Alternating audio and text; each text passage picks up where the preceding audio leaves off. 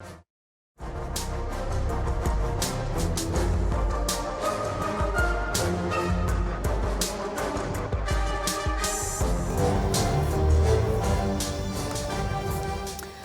बहुत स्वागत है आपका हमारे स्पेशल सेगमेंट स्टॉक सेंटर में और मैं हूं आपके साथ चारू कौशिक। बुधवार को 182 अंक की बढ़त के साथ बंद हुआ सेंसेक्स आज 200 अंक की गिरावट के साथ खुला। शुरुआत में दिखी गिरावट बाजार में अब भी बरकरार है। सेंसेक्स 150 अंक से अधिक की गिरावट के साथ 81,100 और निफ्टी 30 अंक से अधिक की गिरावट के साथ 24,600 के आसपास कारोबार करता दिखाई दे रहा है।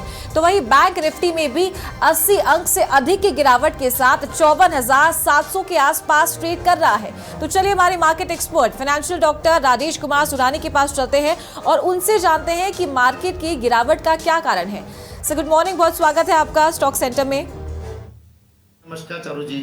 Good morning. Good morning Rajesh ji. बाजार में मुनाफा वसूली का माहौल बना हुआ है, तो ऐसे में अगर ये प्रेशर बढ़ता है तो निफ्टी को नीचे कौन से लेवल्स पर सपोर्ट मिल सकता है और ट्रेडर्स को किन लेवल्स पर खास नजर रखनी चाहिए?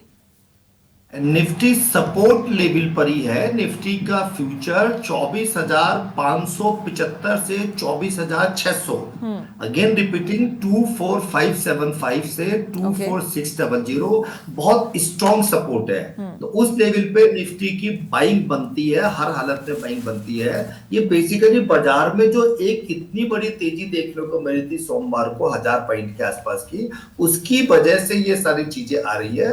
प्रॉफिट बुकिंग आनी जरूरी है, लेकिन निफ्टी में ओवरऑल ग्राउंड पे तेजी है। और एक खास बात क्या है कि निफ्टी वाली तेजी लार्ज कैप से निकलकर अब ये मिड एंड स्मॉल कैप में भी जा रही है। तो ओवरऑल तेजी है। निफ्टी डाउन दिखाई दे रही है, लेकिन मिड एंड स्मॉल कैप के मोस्टली शेयर्स स्ट्रॉन्ग दिखाई दे रहे हैं।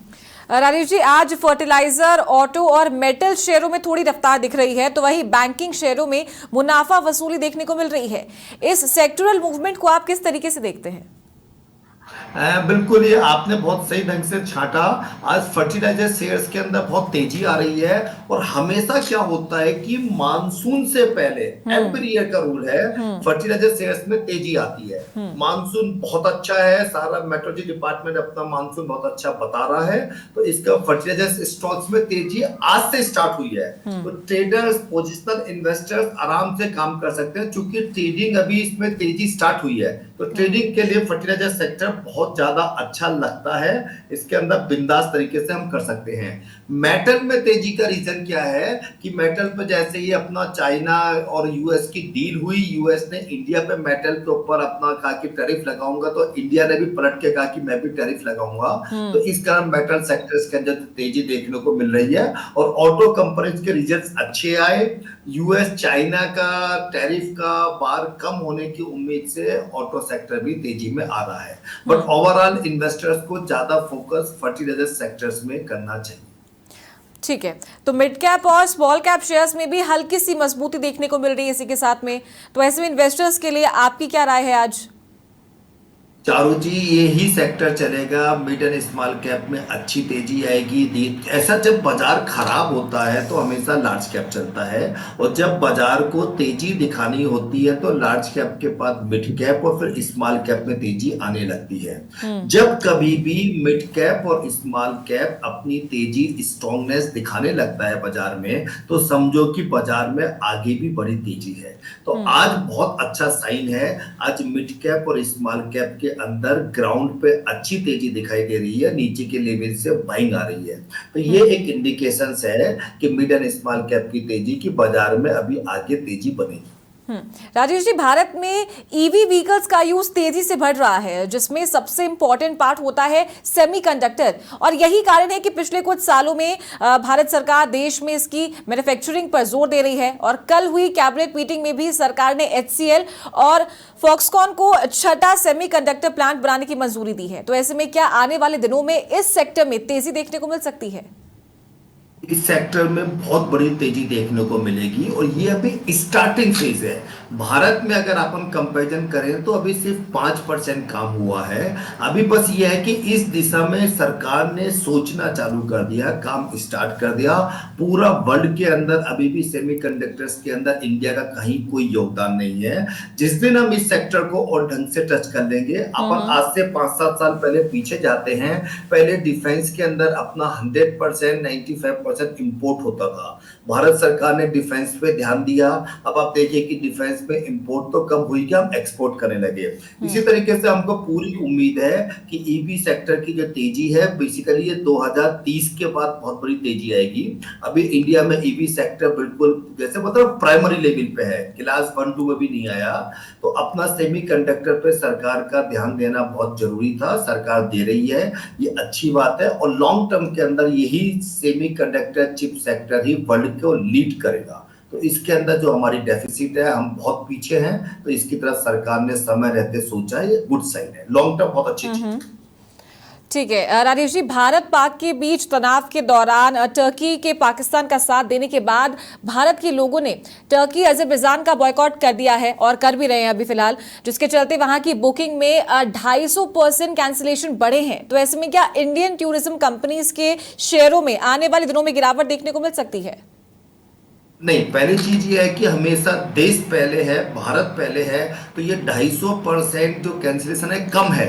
अपने को हर तरीके से टर्की अजरबैजान का बहिष्कार करना चाहिए। बिल्कुल। जैसे राजस्थान के मार्बल संघ ने अपना कह दिया कि हम उनसे बिल्कुल भी मार्बल नहीं खरीदेंगे। हिमाचल प्रदेश के सेब वालों ने कह दिया, महाराष्ट्र में सेब आता था, हम सेब बिल्कुल नहीं लेंगे, हम सिर्फ हिमाचल प्रदेश के सेब लेंगे। तो भारत की टूरिज्म कंपनियों पे तो बेसिकली नेगेटिव इंपैक्ट आएगा ही नहीं। आज की तारीख में भारत में ही घूमने को इतनी जगह है, और किसी को भारत के बाद विदेश जाना तो वहां बहुत जगह है। पहले अपना भारत तो घूमे, हम अपने कंट्री को घूमेंगे तो हमारा पैसा हमारे यहाँ पर ही रहेगा, अपने लोगों को रोजगार मिलेगा। तो मेरा मानना है कि हमको बहुत ज्यादा विरोध करना चाहिए, बहिष्कार करना चाहिए टर्की का, और टर्की के किसी भी आइटम का। अभी जैसे कपड़े के 1-2 शोरूम जो इंडिया में है, ये टर्की के कपड़े बहुत ज्यादा लिखा हुआ आता, मेड इन इस्तांबुल, बिल्कुल बहिष्कार करना चाहिए। आप और हम सबके लिए देश पहले होना चाहिए, चारों चीज बाकी चीजें बिल्कुल डेफिनेटली सर।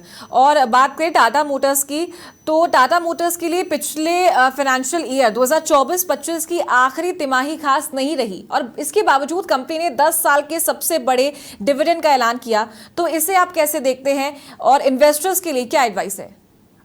डिविडेंड देना अच्छी बात है, पॉजिटिव साइन है, इन्वेस्टर्स के लिए अच्छी चीज है। और टाटा मोटर्स का देखिए, यूएस कनाडा वाली डील जैसे टैरिफ वाला डील का जो फर्क आ रहा है, उसकी वजह से टाटा मोटर के अंदर तेजी आने की संभावना है। और टाटा ग्रुप तो वैसे भी अच्छे डिविडेंड के लिए जाना जाता है। ये तो एक अच्छी चीज है, इन्वेस्टर्स के पॉइंट ऑफ व्यू से अच्छी चीज है। और सर, आज के सबसे इंपॉर्टेंट सवाल की बात करते हैं कि आज के लिए कौन सा निवेश आइडिया सबसे ज्यादा मजबूत नजर आ रहा है, और कौन से स्टॉक्स या सेक्टर्स पर दाव लगाया जा सकता है? चारू जी, आपने खुद ने सबसे अच्छा पसंदीदा सेक्टर जो आज अच्छा लगता खुद ने आइडेंटिफाई किया था, और फर्टिलाइजर सेक्टर बहुत ज्यादा अच्छा लगता है। और फर्टिलाइजर सेक्टर्स के अंदर 5 से 20% की तेजी के लिए कोई भी इन्वेस्टर इन्वेस्ट कर सकता है। साउदर्न पेट्रो, जिसका नाम है स्पिक, एज पर सेबी नियम मेरे परिवार का कोई इसमें निवेश नहीं है, लेकिन स्पिक ट्रेडिंग के लिए पोजिशनली बहुत अच्छा लगता है। 3 दिन पहले कंपनी के रिजल्ट्स भी बहुत अच्छे आए हैं। अभी 85-86 का भाव है, तो इसको 2 पार्ट में ट्रेडिंग के लिए ले सकते हैं। 5 से 15% का रिटर्न जल्दी दे सकता है। बाकी पूरा फर्टिलाइजर सेक्टर्स के अंदर ही तेजी लगती है। अच्छा सर, एक और सवाल है मेरा कि आज गोल्ड में 900 पॉइंट्स की बड़ी गिरावट देखने को मिल रही है, और एक बार फिर से 91,000 के आसपास ट्रेड कर रहा है गोल्ड। तो क्या एक बार फिर से गोल्ड में और ज्यादा गिरावट देखने को मिल सकती है इसके बाद? नहीं, गोल्ड बाइंग का टाइम आ गया। 90-92 के बीच में गोल्ड लेना चाहिए। कोई 500-700 हजार रुपए और गिर जाए 88,000 का स्टॉप लॉस रख के गोल्ड को लेना चाहिए। अगले 10-15 दिनों में दोबारा से 98,000 और 1 लाख का भाव बनने के पूरे चांस है। गोल्ड में तेजी लगती है। ठीक है राजेश जी, बहुत शुक्रिया आपका हमारे साथ जुड़ने के लिए और ये टिप्स देने के लिए। कल फिर मिलेंगे आपके साथ और नई टिप्स के साथ, नई एडवाइस के साथ। इसी के साथ स्पेशल सेगमेंट में फिलहाल इतना ही। नमस्कार।